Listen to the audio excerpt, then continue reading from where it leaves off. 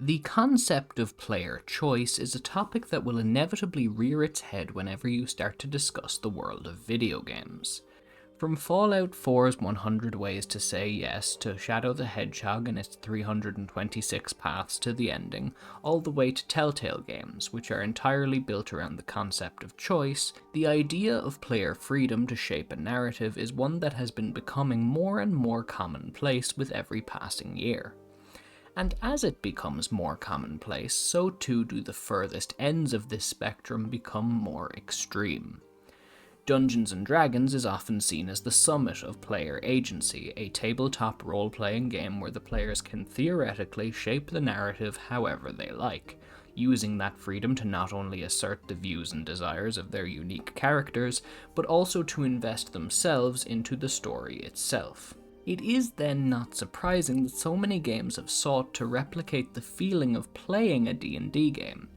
Baldur's Gate, Icewind Dale, even to games based on non-D&D properties like Vampire the Masquerade or Pathfinder. With each and every one of these video games comes a single issue that eats away at the idea of replicating the TTRPG feeling like a parasite. That being that the breadth of choice available to tabletop players simply cannot be available in a video game. As anyone who has tried to account for player action ahead of time in a TTRPG knows, scenarios branch so quickly and so widely that allowing for every possible choice would mean creating 100 different games in one, a feat that no sane person could accomplish. It was with this in mind that I viewed the pre-release statistics for a game called Baldur's Gate 3 with skepticism back in 2023. The stats that were listed boasted thousands of variations to the game's endings, hundreds of hours of potential playtime, and while I was unsure of how accurate these could possibly be, it left me in such a state of intrigue that I immediately pre-ordered the game. And it was when that game finally released that I discovered just how wrong I had been to doubt. Because Baldur's Gate 3 does not merely offer a player a few choices to decide which ending you qualify for, it is a kaleidoscope that provides a kind of choice that is fundamentally different from anything else I've experienced in a video game. If you like this video, make sure to hit like or subscribe to let me know. Who knows, maybe that choice will have a huge, branching impact on your life. There's only one way to find out. The choices begin early in Baldur's Gate 3. From the first moment one hits New Game, you are presented with a character creator. The first choice you make is whether to create a custom character or to choose one of the game's origin characters. The origins are 7 pre-made characters, 6 of whom appear during normal gameplay to make up your in-game party. The options are the Vampire Astarion, the Githyanki Warrior Lae'zel, the Sharon Cleric Shadowheart, the Blade of Frontiers Will, the Tiefling Barbarian Karlach, the Loquacious Wizard Gale, and the so-called Dark Urge. These characters are not mere preset appearances for your player avatar. Each of them comes with unique narration, unique interactions with the other characters, and, in some scenarios, unique gameplay mechanics. Take Astarion. If you choose to play his origin, his vampirism doesn't just become a story reveal that facilitates a player decision, it becomes a personal question. Will you feed on your party members? Will you reveal the truth to them and risk their disgust for the sake of honesty? It presents a basic fact of this character as something you must now engage with yourself. The Dark Urge in particular represents an entirely different story path to the typical narrative progression of the game, feeling more akin to a whole story expansion than a simple character selection, in ways that I honestly do not want to spoil. From the very first moment, though most people will never select these origin character options, this game is presenting you with 8 different unique perspectives from which to approach its story. Now, when I first played this game, I, like the majority, saw the origin options, filed them away to look more deeply into later, and created my own custom avatar. This in itself comes with a host of choices that will affect your gameplay experience, from race to class to ability scores. A tiefling might have something unique to say to Zevlor's band of tiefling refugees that a half-elf might not. A bard might be able to participate in the exaggerations and hyperbole of the storyteller Volo, where other characters might just see him as a nuisance. So even before you have walked a single step within the starting area of this game, you have already made half a dozen little decisions that will affect the rest of your 100-hour experience. Though comparison is the thief of joy, let's take a moment to compare this to another acclaimed RPG, Bethesda Studios' Skyrim from 2011. Skyrim is similarly an RPG that allows the player choice in how to interact with its world. And so if you select, for example, to play the cat-like Khajiit instead of a typical Nord, you get a couple of minor lines of dialogue slightly altered to represent your choice. Khajiit characters will speak slightly more favourably towards you. If you join the ultra-nationalist Nord insurgents, the Stormcloaks, they will remark on how odd it is that you would join them, since they wish to expel all non-Nords from Skyrim. But they let you join anyway. That is, less.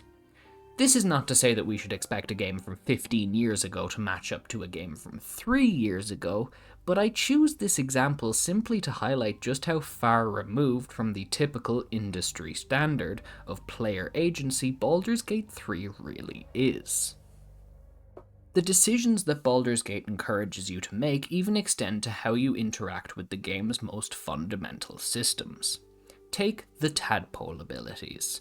Every time you obtain a tadpole-like illithid parasite, you can consume it to obtain a special illithid power, at the cost of knowing you are further corrupting your body with the very parasites that you are trying to remove.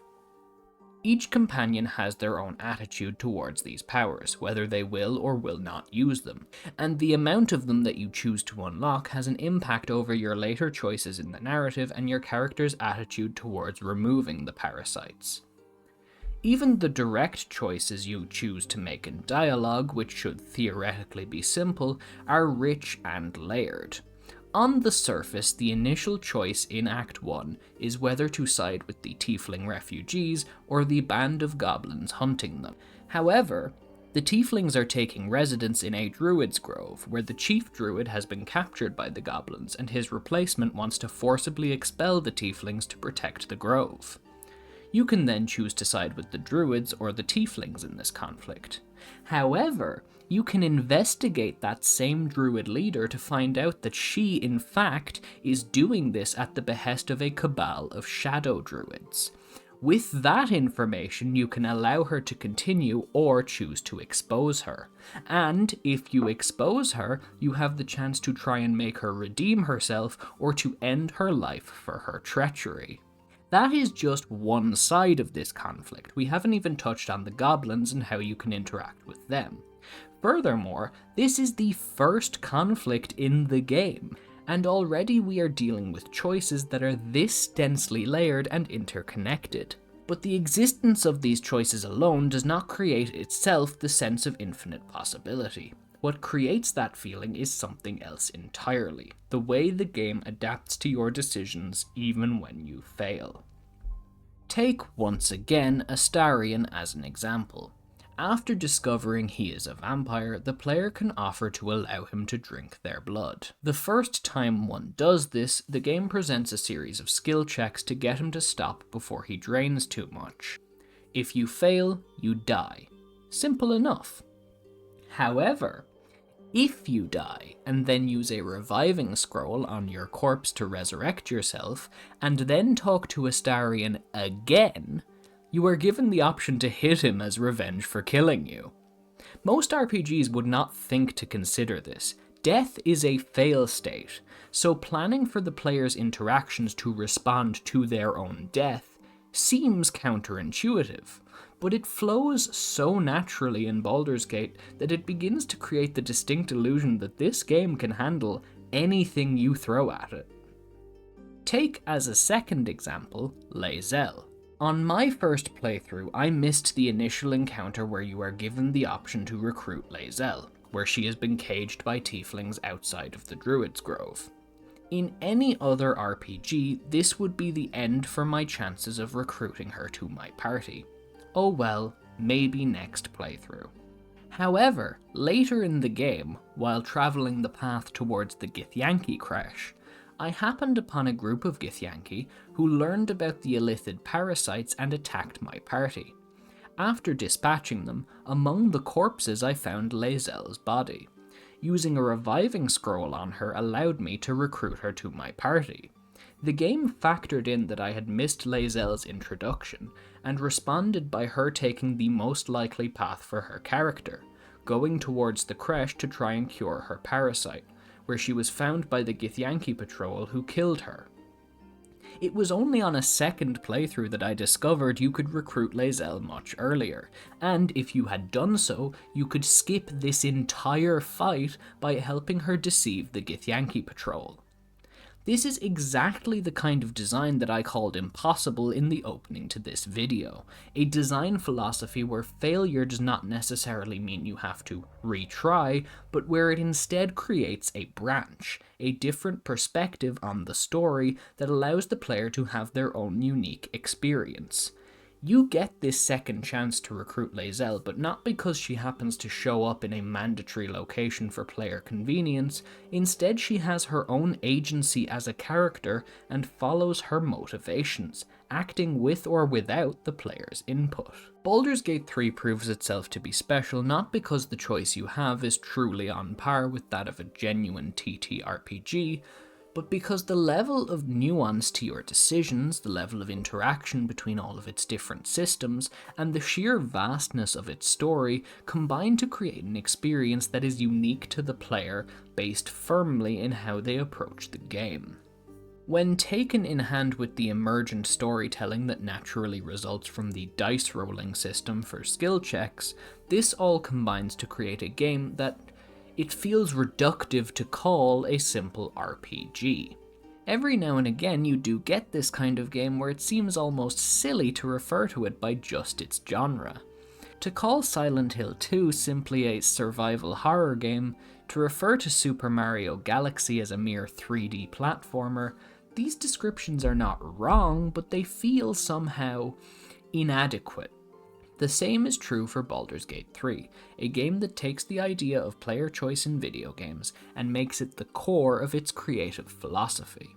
I came to this game skeptical. I didn't believe the pre-release hype about the thousands of ending variations, or the assertions that an average first playthrough could last 100 hours.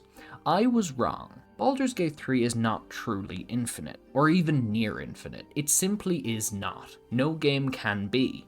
This system, like any other, has its edges, and there are things that it cannot respond to. You may even find those edges, or you may, like me, become sucked into an experience whose breadth you could never have imagined. The illusion, however enticing, is not reality, but the thing about illusions is that, much like the old adage that every story contains a fragment of truth, every illusion, in order to be convincing, must contain something tangible. Baldur's Gate 3 spends nearly 100 hours convincing you that your choices matter, that this world is listening to you, and that your story is unique. It's an illusion, a sham, a trick, but it's a trick so elegantly designed that even knowing it is false does not protect you from believing in it. It's been nearly 3 years since the game came out, and still we are waiting to see if the industry will follow its example. Will the future of RPGs enshrine player choice as much as this game does? It's unlikely, but I don't think that it ultimately matters. What matters is that, for those who want it, this game crafts an experience so responsive, so in tune with its player, that even you may find yourself succumbing to the illusion of infinite choice.